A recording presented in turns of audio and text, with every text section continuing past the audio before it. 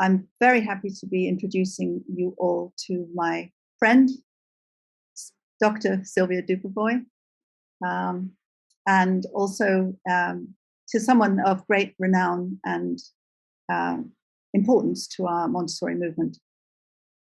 Some of you may not know that Dr. Dubovoy started her life as a psychologist. In fact, she was a collaborator and researcher with Carl Rogers and spent some time working together with him on enabling people to become more aware of themselves and to deal with peace and conflict and work their way through transitions. Silvia, this, of course, was in the life before you became a Montessorian, but I know that you still carry on that work and that you're involved in peace work still along the lines of the work that you originally did with Carl Rogers. Those of you that know Silvia, you will know, of course, that she has traveled the world. She's given training courses all over the world and is really known as a pioneer. She begins things, and then the things that she begins seem always to be able to take root and continue. Currently, she is physically domiciled in La Jolla, near San Diego, but actually travels between there and Spain, and has been in the past in Costa Rica and other countries. And so COVID has created, I think, a more centralized place for you at the moment, Silvia, but I know that everyone is going to really enjoy this particular presentation, offering as it does something that really is terribly important for us to understand as we go forward with our work with children. So thank you so much. Thank you. Thank you, Lynn. I think that it's an honor for me to be back to the AGM. I have been for many, many years part of the AMI movement as well. And I'm thank you. Thank you for giving me the opportunity to just talk with many people. And I would like to start before I present you my PowerPoint, that tell you about why someone asked me, why do you feel the urgency to continue talking about inclusive? And especially at this moment in the Montessori community and the world. And I want just to tell you that every day I receive emails and calls from teachers and parents trying to understand what's happening with the children that are having all kinds of challenges. And I know what it works, because the first step is changing your heart, opening your heart, and also your mindset of the caregivers have to be, because that's where war starts. That's where conflict starts. So one step toward change is awareness, observation. But the other one is acceptance. Accept that the world is changing, and accept that there are certain things we can change and certain things we cannot change, but we want everyone to be happy, to be productive, to participate and collaborate, to have a peaceful world.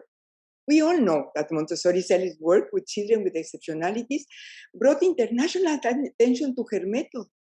And and that Montessori materials provide many good things and opportunities to meet the needs of the children. I know it works. I have been working with them for many years.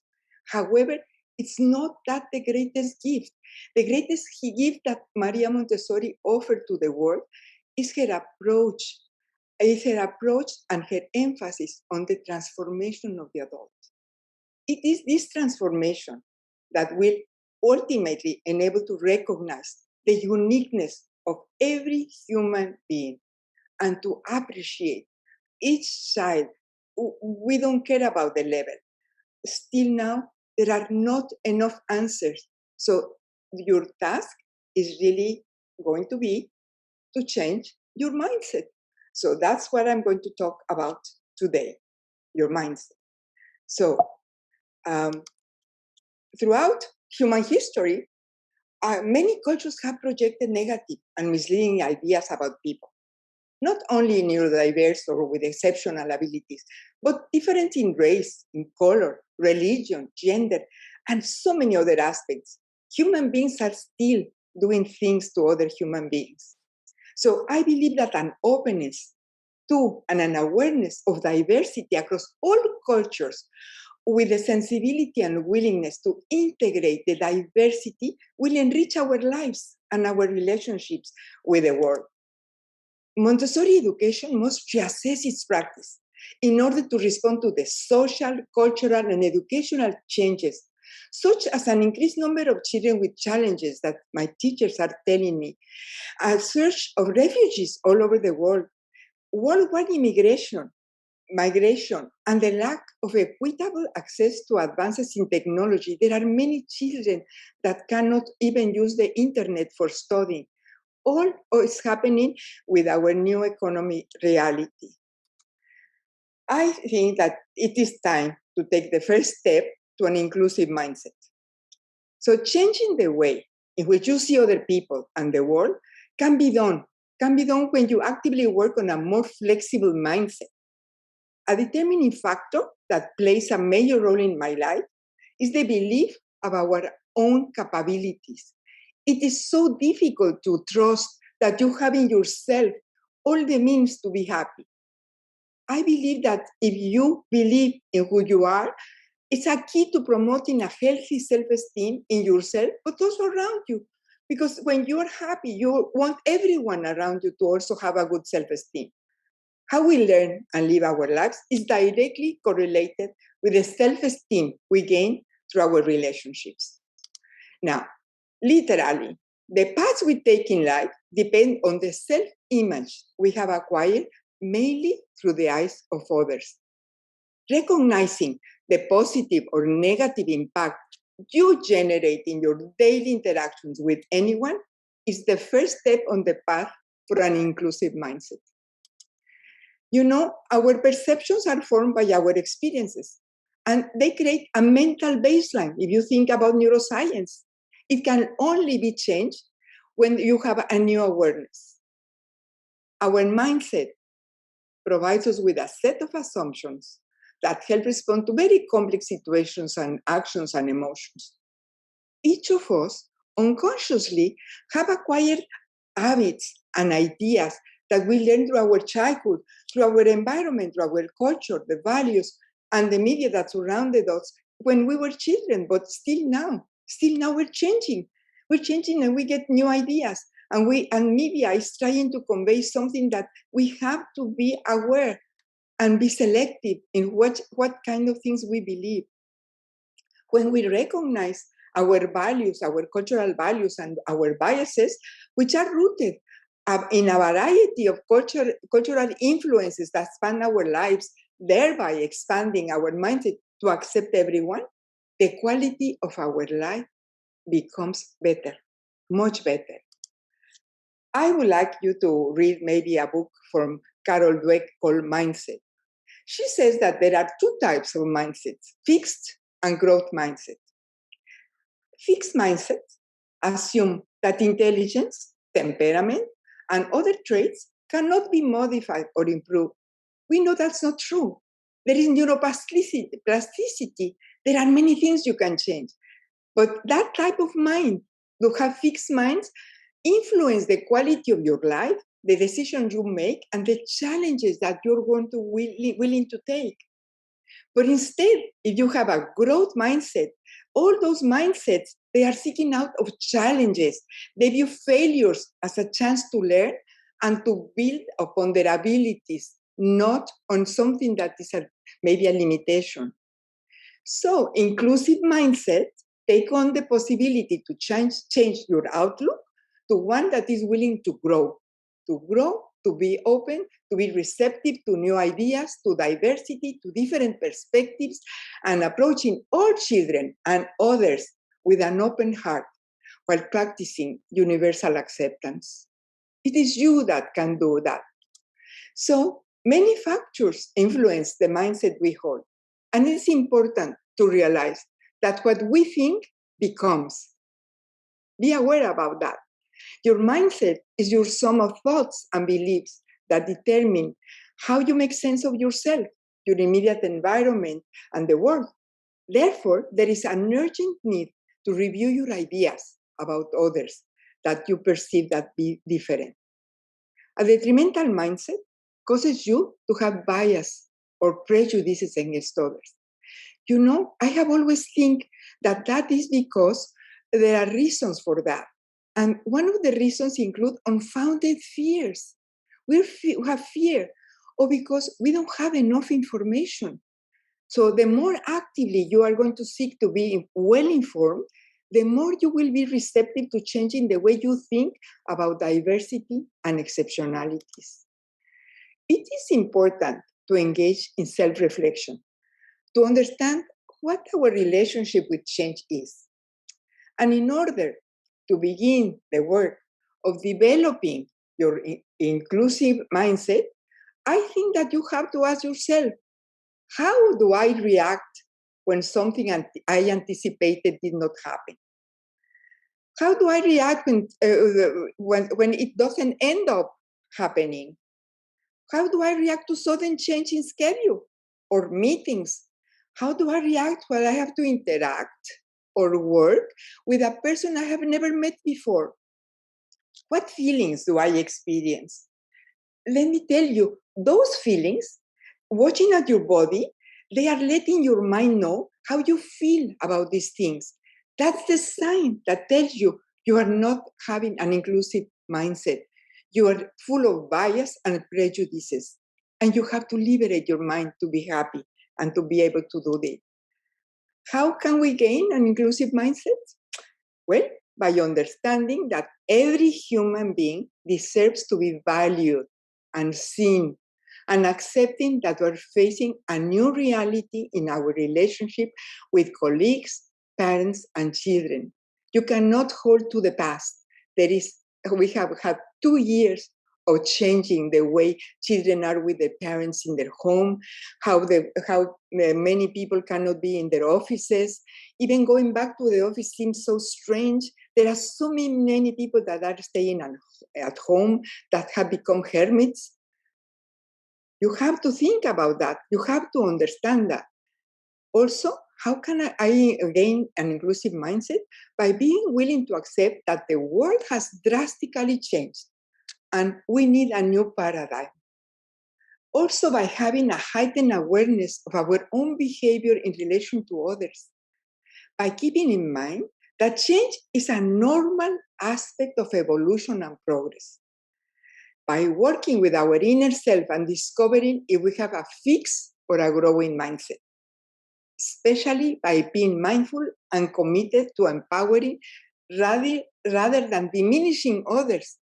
You diminish others by writing the wrong email, by writing the wrong letter. This is very important that you're aware about what you're doing to other people.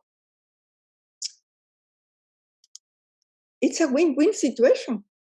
Because by understanding, adapting, and shifting your mindset to embrace the way you see the world and yourself, you cannot only be able to make a difference in the lives of children and others, but you will also improve your health, decrease your stress, and become more resilient to life changes.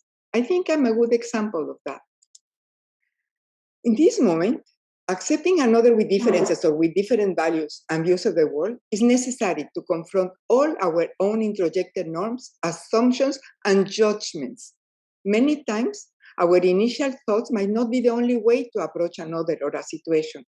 There is a vast richness in listening and learning what others have to say. Be open. Allow the other one to touch something in themselves and be clear about what they want to say. The very act of working on our mindsets teaching us to let go and let be, and also liberate us to value others without the burden of our judgment. The world is asking us to reevaluate our thinking and to avoid having a negative mindset. Kindness, acceptance, and love are needed more than ever, and you can do that.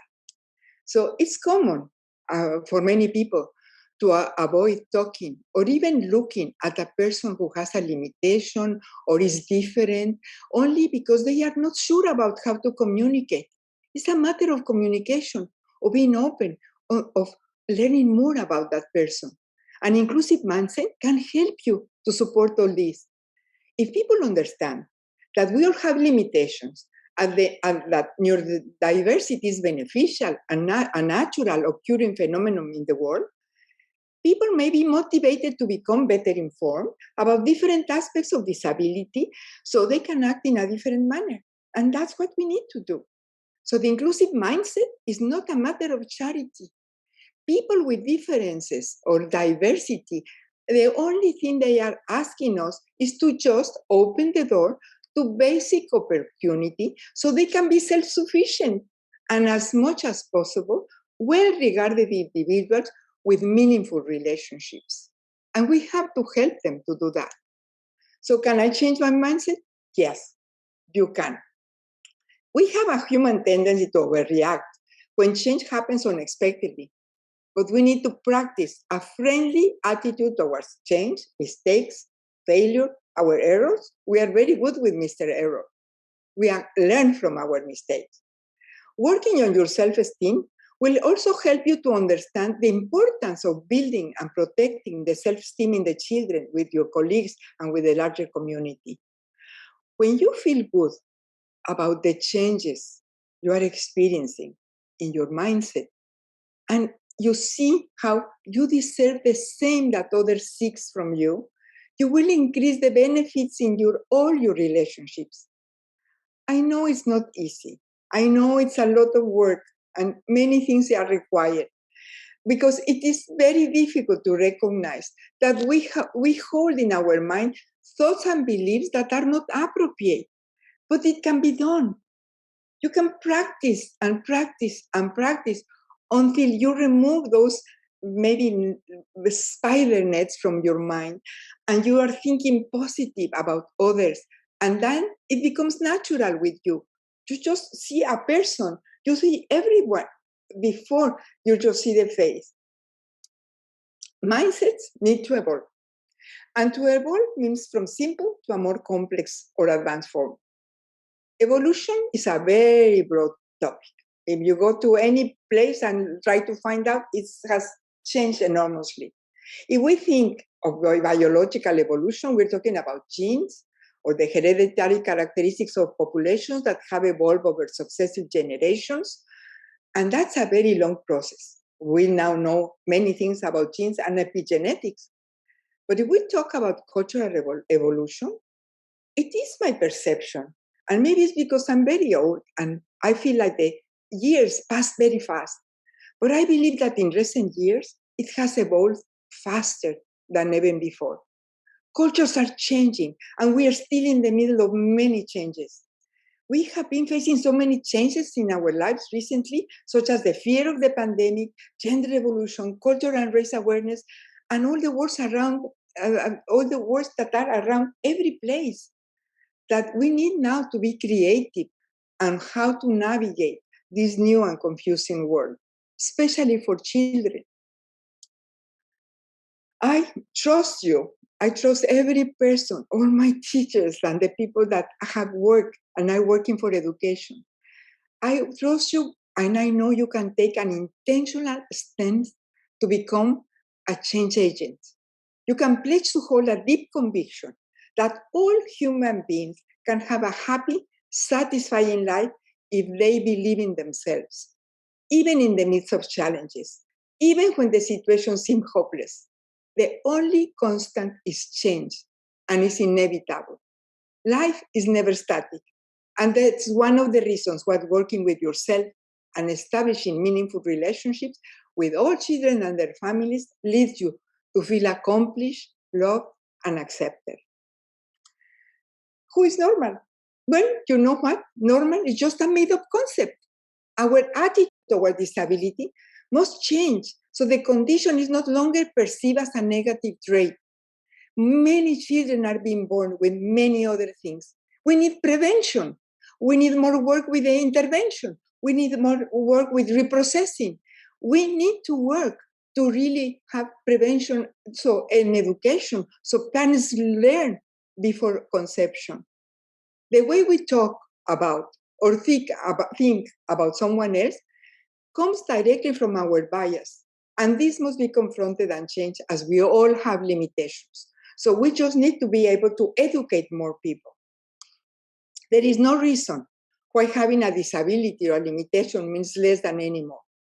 A world that is looking to have an equitable society needs to create conditions that allow all children to reach their potential. Out of big-hearted dreams come beneficial realities. Human beings cannot resist a feeling of devaluation, of being less than others. Negative self-beliefs are related with depression, anxiety disorders, and antisocial behavior.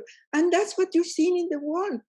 All these people looking for conflict is because they don't believe in themselves. So we must help children and adolescents to overcome many of those limitations and work in that without affecting their self-esteem. Because it's the self-esteem. When you feel bad, then you want maybe to be aggressive. So we have to really study more about what is the root of conflict in many people. As we emerge from a global pandemic, which has brought about prolonged isolation, proximity to physical illness and death, economic stresses, upheaval family dynamics that we do not know how they did it, we're awakening to a new world which has left its mark on every aspect of society, especially our youngest and more vulnerable. We all are confronted with uncertainty and need to raise our consciousness, revisit our mindset, and help others to believe in themselves and go forward. To follow the child is to advance the future of humankind. Today, in the midst of two-year pandemic and movements for social justice, when the world is questioning the status quo on several fronts, we have an opportunity to address the issues of inclusion from another profound angle. Now that students are returning to school after a unique trauma endemic to this moment in history, an extended period with the parents at home with the care that are stretched very thin and with a lot of uncertainty, they will not be the same. Actually, we are not the same. We all have changed, but these children might also come with many challenges. When children can trust the environment and especially trust themselves, they will stay strong when facing challenges. So now these children are coming to our classrooms. They are coming to everything. So they need an adult that believes in them, that inspires and motivates to overcome those challenges. Their strength comes through their efforts. Many have and are still experiencing struggles and hardship. Being a meaningful presence in the life of another, and especially on a child, gives them the energy to work hard and triumph over their limitations. So our focus needs to be meeting the children where they are and offering the best of ourselves to the global contribution for a more peaceful world. Inclusion implies more than being physically gathered in all our variety. It is inviting children to succeed and trust in their possibilities. Inclusive classrooms of the very near future will not have the luxury of weighing whether to include children with exceptional styles of processing information or acting in social situations with the wrong behavior when those children suddenly abound.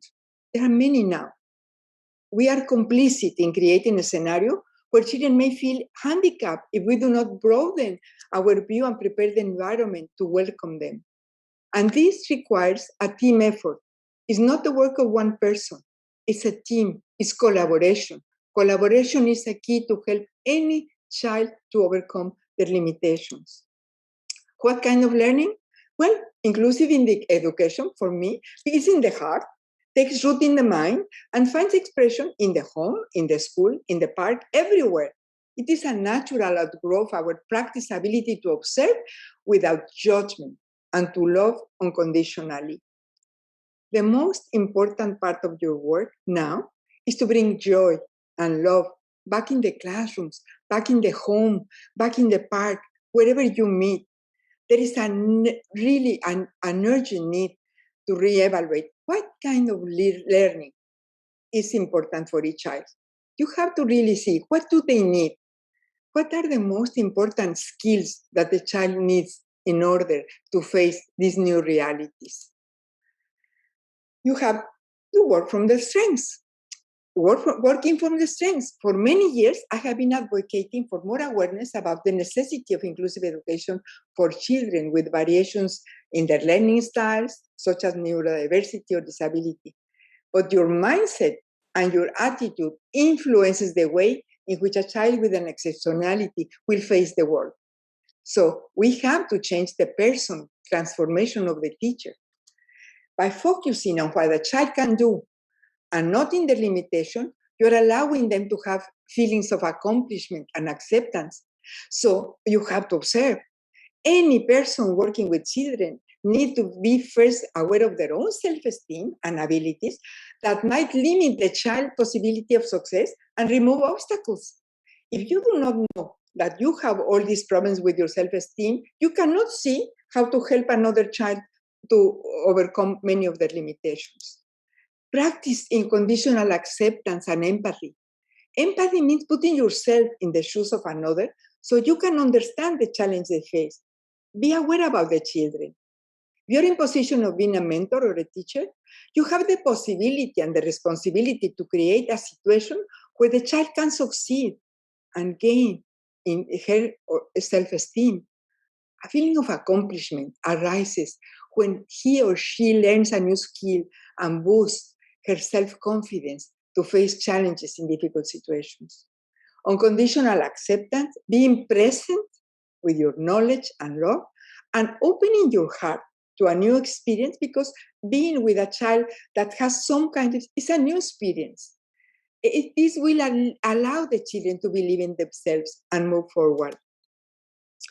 There are millions of people who have difficulty hearing, seeing, moving, learning, talking, or controlling their emotions.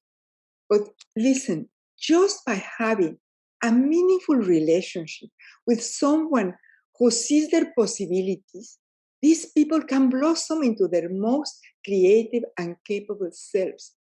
I feel very fortunate because I have received that from other people. The feeling of being accepted erases everything about people that might not accept me or do not want to hurt me.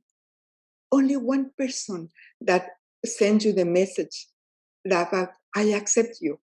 The accept of how the way you are starts transforming the other person.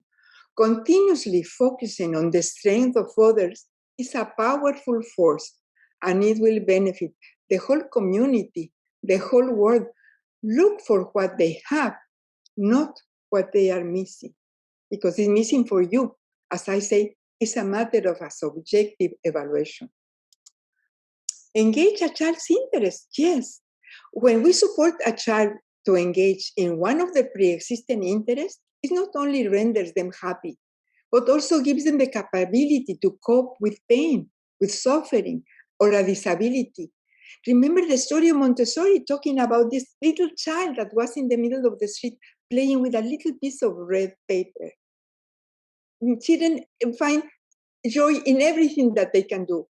But teachers have the power to build up the feeling of worth in any child, especially in those children who have been hiding the fact that they need help because they have unsuccessful experiences before. Children that have a learning maybe problem, maybe that they cannot read, they start behaving very bad. So you do not know because the feeling of self-esteem is very strong. Integrate all children into the classroom because the benefits of allowing children with any difference to be integrated into the classroom are widely documented and include the priceless advantage of socialization with peers. The drawbacks are devastating, and I have seen it. When children are always separated from other children in school, in front of all the other children, poor self-esteem and lack of confidence affects their personality forever. I have had students that are finishing, they have even been in college, and then suddenly they tell me, I realize I have dyslexia. Dyslexia is a neurodiverse thing. They are just thinking in a different way. And they were not able to write. You can do it. You can find other ways to do it. Now we have technology to help you with all that. It is not something that can limit an individual. they become so creative. Just think about these people that have to hide it. Why do they need to hide it? Self-esteem, self-respect, and self-acceptance are attributes to overcome many challenges in life. There are no limits when you believe that you can do it.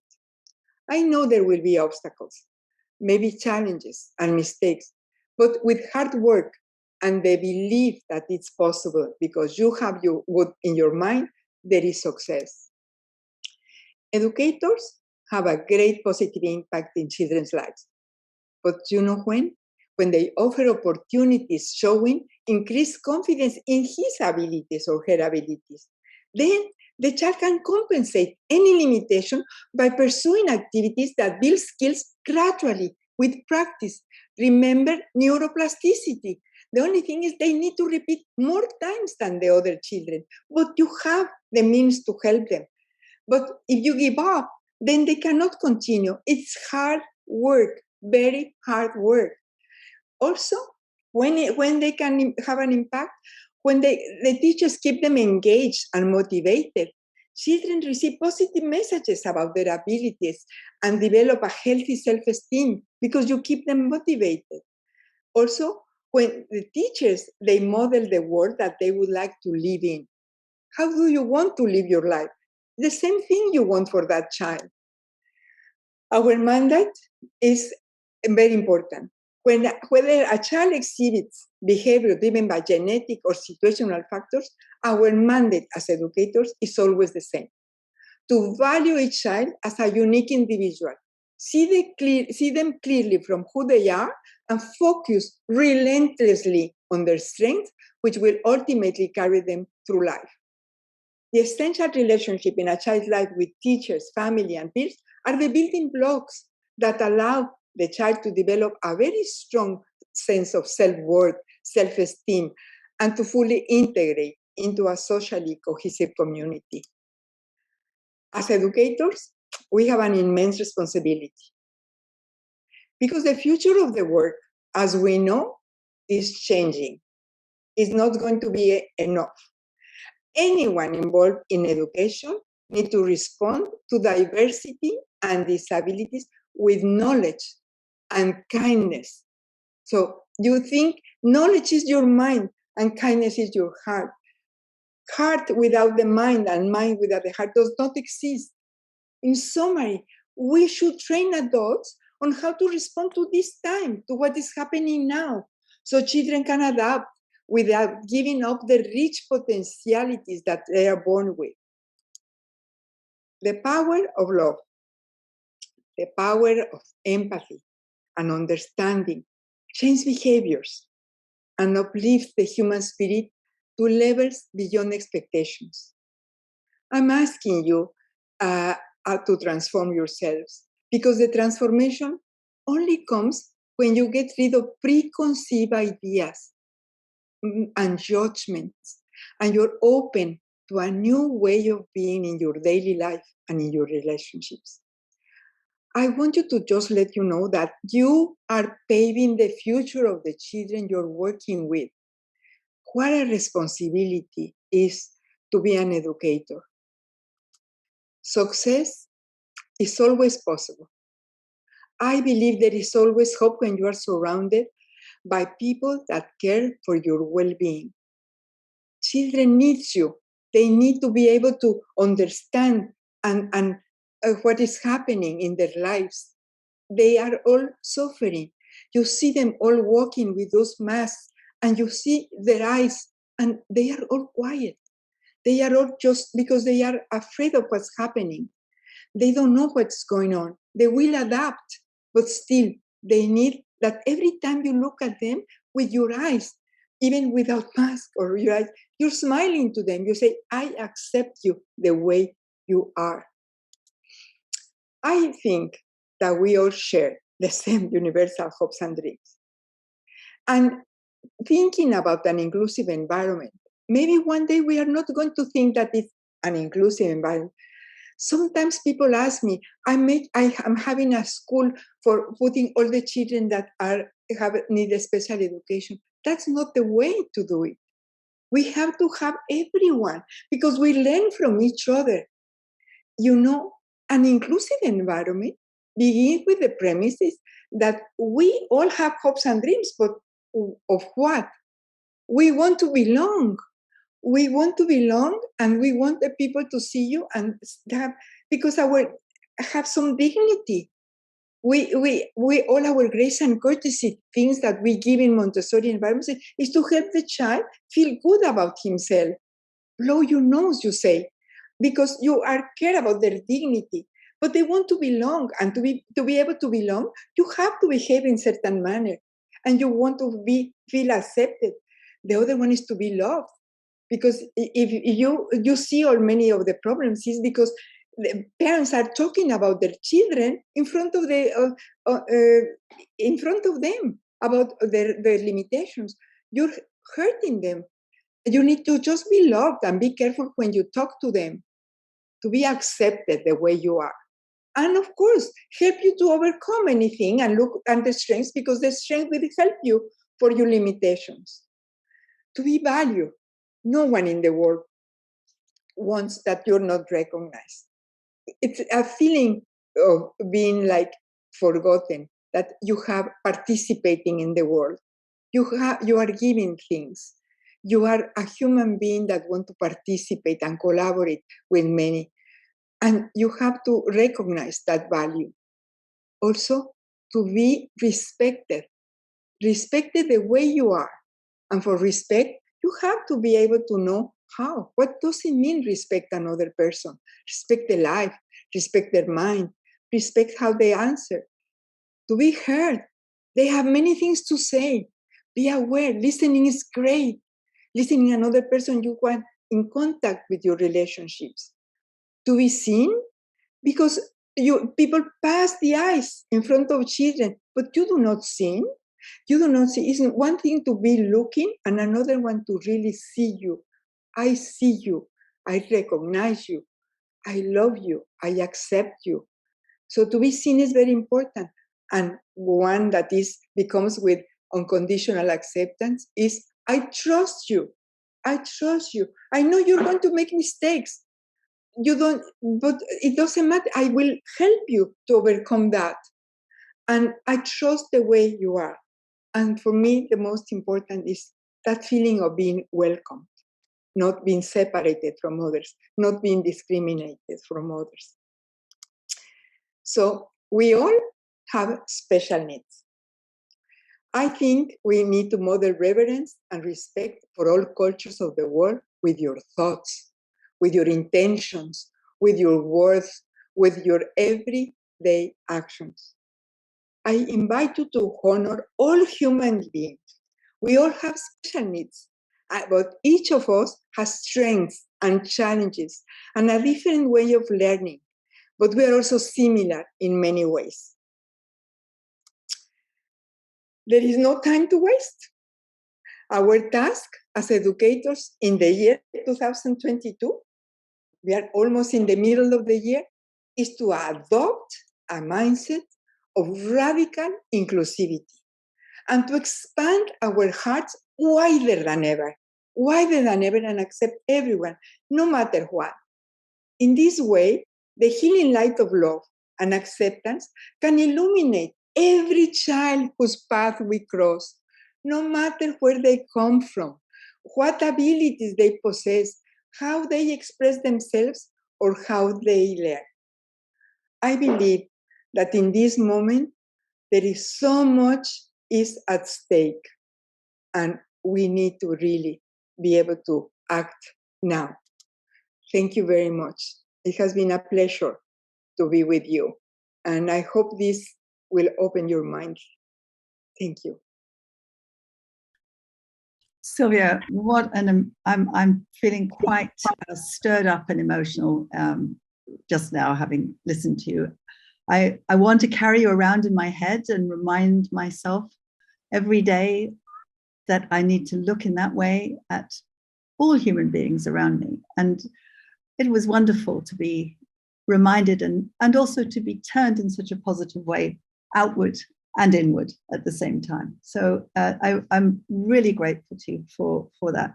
amazing talk. I don't know if there's anyone that wants to ask any questions. I will look in the public chat rather than, well, or in the Q&A actually. If you go to Q&A, you can put some items into the chat. If you want to. I try to keep to the PowerPoint because you did it perfectly. my mind started going to so many places. I know you did it perfectly. Thank you, Silvia. I'm full of love for you, for everyone that are in this, because I know that we are all in the same boat and that we all want to really support the lives of children, because that's our future. They are, and I have all my children and my grandchildren and my great-grandchild, and I want a better world for them, for all the children in the world. Yes. And it does, as you said at the beginning, it's about the transformation of the adult into a place where not only is it better for the children, but it's healthier and better for ourselves as well, which is really a win-win, as you said. It's a win-win. Silvia, thank you.